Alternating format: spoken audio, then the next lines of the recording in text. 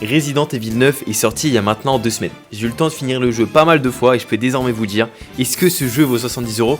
Est-ce que le jeu sera GOTY 2026? Est-ce qu'il mérite sa place de numéro 1 sur Metacritic avec Clair Obscur GOTY 2025? Et surtout, est-ce que ce Resident Evil sera mieux que le 6? Bah oui, c'est évident. Bon, pour ceux qui vivent dans une grotte, Resident Evil Requiem, c'est le 9e opus de la saga principale des Resident Evil qui succède directement à mon Resident Evil préféré, le 7. Franchement, il avait mis la barre très haute en termes d'horreur, d'ambiance et de personnages. Et au 8, qui est accessoirement pas du tout mon Resident Evil préféré, j'avais beaucoup moins aimé celui-ci. Dans le jeu, on incarne Grace, une femme qui travaille au FBI et qui va enquêter sur des meurtres très étranges. Ok Seven. Et notre héros national, Léon S. Kennedy, le GOAT.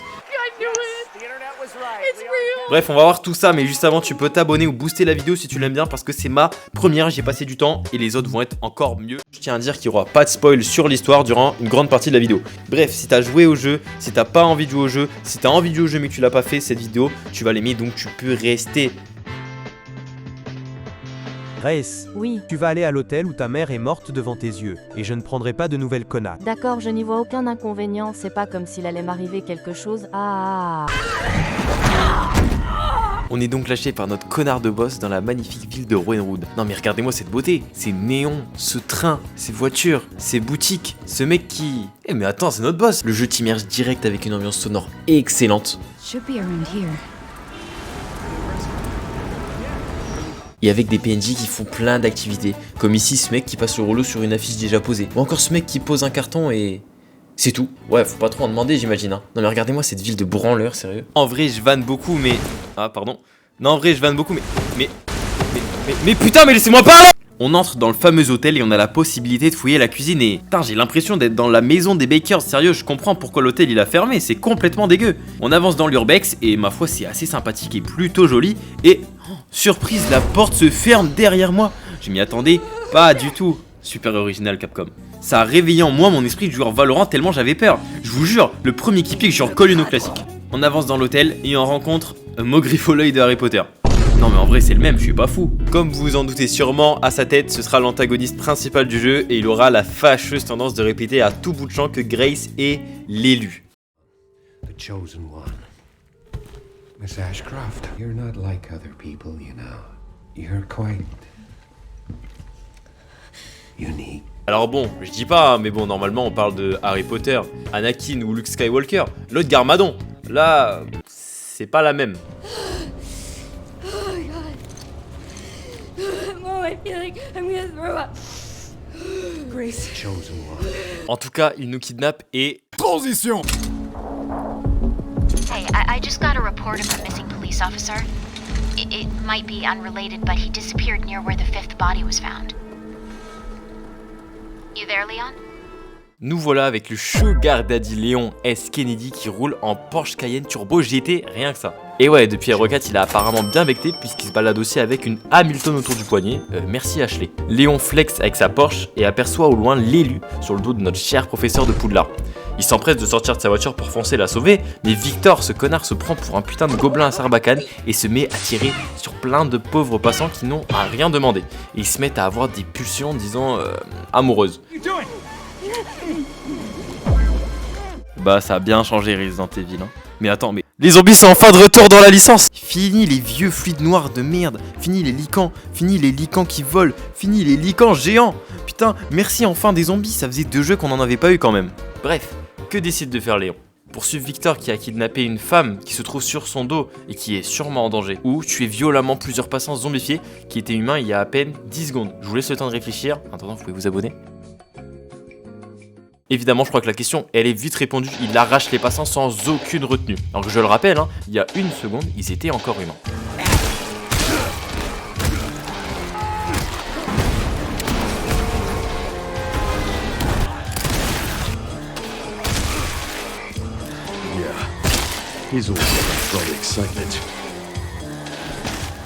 Il se rend alors compte qu'il a perdu de vue sa cible. No, I lost them. C'est pas vrai, t'as pourtant tout fait pour éviter la bagarre, Léon. No, I lost them. Bon, voilà, c'est à peu près tout pour l'intro du jeu. J'ai évité de trop en dire sur l'histoire pour votre plus grand plaisir. On va maintenant parler de tout ce qui est gameplay. Comme vous vous en doutez, on aura deux gameplays bien distincts. Une partie survival horror avec Grace qui s'inspirera de Resident Evil 7 et 8 qui se passera en grande partie dans le centre de soins de Rhodes Hill. Et une partie first person shooter avec Léon comme dans Resident Evil 4 par exemple, où le seul but sera de génocider des zombies sales, des zombies avec des armures, des araignées géantes et plein d'autres créatures horribles. Bon, étant un grand fan du 7ème opus, je pense que vous en doutez, mais je préfère largement la partie avec Grace qui a une ambiance vraiment horrifique, et pour y avoir joué la nuit, je peux certifier que le jeu fait bien peur. On se réveille avec Grace dans le fameux centre de soins, dans une position assez originale, disons.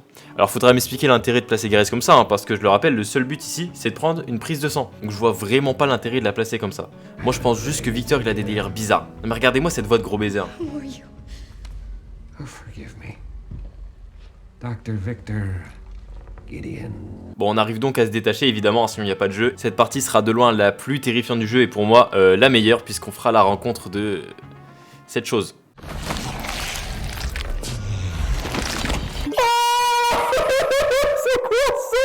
Elle est vraiment terrifiante puisqu'elle peut surgir de partout, du plafond, de derrière nous. Non, vraiment, c'est horrible. Cependant, elle pourra pas entrer dans les salles éclairées de lumière et ça, c'est une très bonne idée de la part de Capcom puisque dans les opus précédents, par exemple dans Resident Evil 2, Mr. X, il avait une peur bleue des safe rooms alors que il y avait aucune raison hein, dans le lore, alors que le frérot il pouvait littéralement traverser les murs et soulever des hélicoptères à la main. Mais dans les safe rooms, ça fait peur. On avancera donc dans le centre de soins avec Grace et la nouveauté entre guillemets dans ce jeu, c'est le fait que les zombies ils gardent des souvenirs de leur vie d'avant. On trouvera donc des zombies cuisiniers, des zombies qui crient très fort.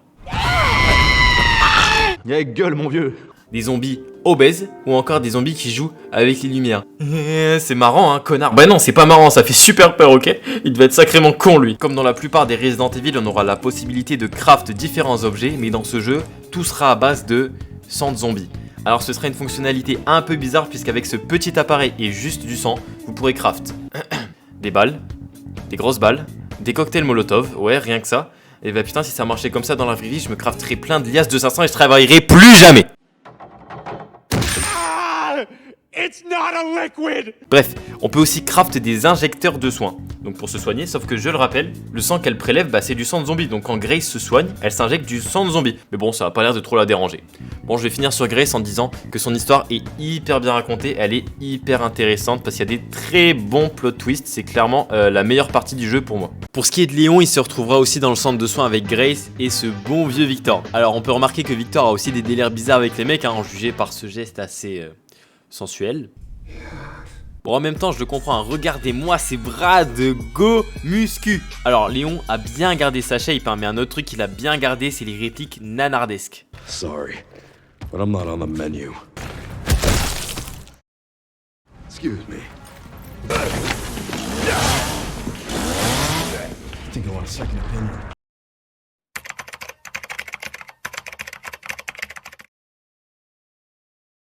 Ah, 51 ans hein, quand même. Alors au passage, faudra m'expliquer ce que fout une tronçonneuse dans les mains d'un médecin. Pourquoi faire? Alors pour cette partie, je vais parler du mid-game, donc si vous voulez vraiment aucun spoil mineur, bah, vous pouvez aller à ce timecode, mais ça parlera vraiment que des lieux. Bref, Léon se retrouve finalement à Raccoon City. Pic, pic, pic, pic, pic, pic, pic, pic, pic, pic, pic, pic, pic, pic, pic. Absolute cinéma.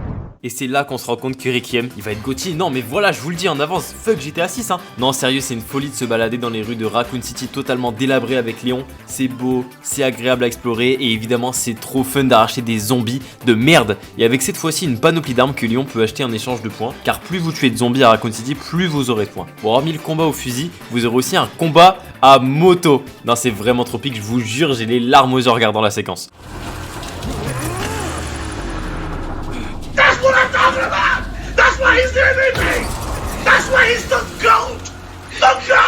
Bon sinon on retournera aussi au RPD, ancien commissariat de Raccoon City où Léon devait travailler, mais s'il vous plaît écoutez-moi cette OST.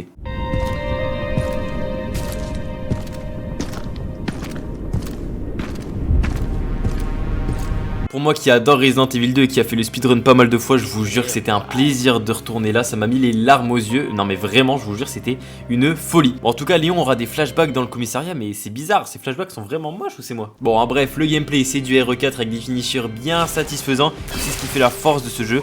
il y a littéralement 2 jeux en un. Bon, j'ai la flemme de faire beaucoup plus de montage, alors voici les 3 plus grosses qualités, les 3 plus gros défauts du jeu en vif selon moi. Bon, première qualité évidemment, c'est une technique jamais vue. Honnêtement, j'ai jamais vu un jeu pareil, c'est tellement beau, peu importe l'endroit où vous êtes, c'est magnifique et ça accompagné de l'ambiance sonore, c'est un pur bonheur à jouer au casque. Le jeu il fait hyper cinématographique, il a des superbes idées de mise en scène, que ce soit durant les cinématiques ou même quand on joue. On trouve clairement des inspirations de films comme Seven ou encore Blade Runner vers la fin, mais je vous laisse découvrir et faire vos théories dans les commentaires sur quels films ils se sont inspirés. Le jeu devient très vite chaotique, que ce soit avec Leon Grace et littéralement tout peut arriver. Il peut arriver que dans le centre de soins il y ait 3 zombies qui me spawnent à la gueule ou qu'il y ait littéralement un zombie qui me lance des missiles anti-char dessus. Ouais, rien que ça. Sa versabilité évidemment, il est excellent dans l'horreur et dans l'action et il sait même mélanger les deux et pour ça, je dis chapeau Capcom. Pour les plus gros défauts du jeu, pour moi il n'y en a pas vraiment, mais le quasi seul défaut pour moi, et j'hésitais même à le mettre en point positif, c'est pour dire, c'est que le fanservice des fois c'est un peu chiant. Alors c'est génial d'avoir des refs aux anciens jeux, ça y a pas de souci, mais attention spoiler.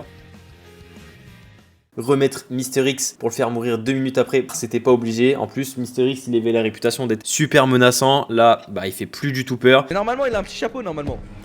Et aussi mettre une copie conforme de Wesker qui reprend littéralement les mêmes phrases que lui. Sorry, but I don't have time to spare. Pas obligé, surtout qu'il sert à rien et qu'il meurt comme une merde. Même si les petits jeunes diront infini aura. Bon, franchement, j'ai pas trouvé d'autres défauts si ce n'est des petits détails comme le boss final qui a encore un vieux fluide dégueulasse alors que l'antagoniste Victor était pourtant très cool. Bon, le fait que Victor ne soit pas un stalker aussi, c'est pas très grave vu qu'on a déjà l'autre. Mais en vrai, je pense que ça aurait ajouté un petit truc au jeu parce qu'il fait vraiment très peur, surtout quand on incarne Grace. Par contre, je tiens à dire que je suis fan du fait que Grace c'est juste une fille normale et que finalement ce soit elle le requiem de Spencer. Je trouve que c'est hyper bien amené, que ça fait complètement sens. Bravo Capcom parce que l'histoire est vraiment très bien écrite dans ce jeu. Et finalement, je pense que le jeu il aurait pu aller un peu plus loin dans l'horreur avec des mécaniques qu'on n'a jamais vues parce que bon, ça reste quand même de l'horreur très simple et le jeu fait pas très peur dans l'ensemble. Bref, Resident Evil sera nominé au GOTY 2026 pour sûr et pour moi il a une grande chance de le remporter cette année, même face à GTA 6. Le jeu réinvente rien mais tout marche et c'est pour ça qu'il sera plaire à littéralement tout le monde, ton petit frère, ta mère, ton grand-père, avec un scénario bien ficelé, des graphismes dignes d'un film et des personnages incroyables. Si vous voulez voir la note que j'ai mise, c'est sur mon backlog en description, c'était Anakin et comme dirait Billy, C'est officiel, c'est officiellement officiel. Wallah, c'est certainement le meilleur jeu auquel j'ai joué de ma vie. J'allais même pas dire horreur.